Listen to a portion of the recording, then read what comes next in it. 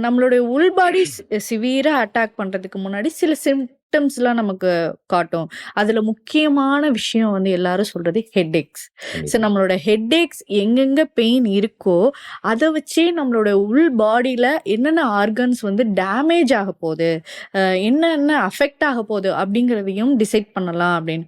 So headache வந்து அவ்ளோ இம்பார்ட்டன்ட்டானா sir? Headache ரொம்ப அண்டர் ரேட்டட் டிசீஸ்னு வச்சுக்கலாம். ம். உலகத்திலேயே எல்லாருக்கும் இருக்கு. ம். எல்லார் வீட்டுக்கும் தலைவலி இருக்குது.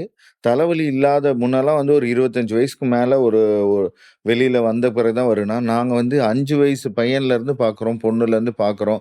10 வயசு பசங்க, 15 வயசு பசங்க, ம். 9த் ஸ்டாண்டர்ட், 6த் ஸ்டாண்டர்ட் எல்லா ஏஜும் கூட்டு வராங்க.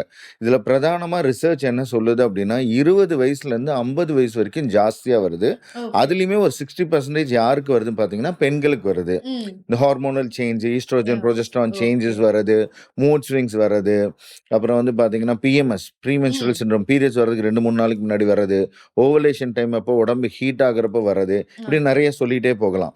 ஆரம்ப நிலை தலைவலியா இருக்கும்போதே ஏதோ ஒண்ணு பண்ணிட்டோம்னா பிரச்சனை இல்ல. அத ம். கண்ட்ரோல் பண்றேன், கியூர் பண்றேன், லீவ் போட முடியலன்னு பெயின் கில்லர் எடுக்க எடுக்க என்ன ஆகும்னா, அது ஜாஸ்தியாகும். இன்னைக்கு போயிட்டு நாளைக்கு இன்னும் நெறைய பெருசா வரும்.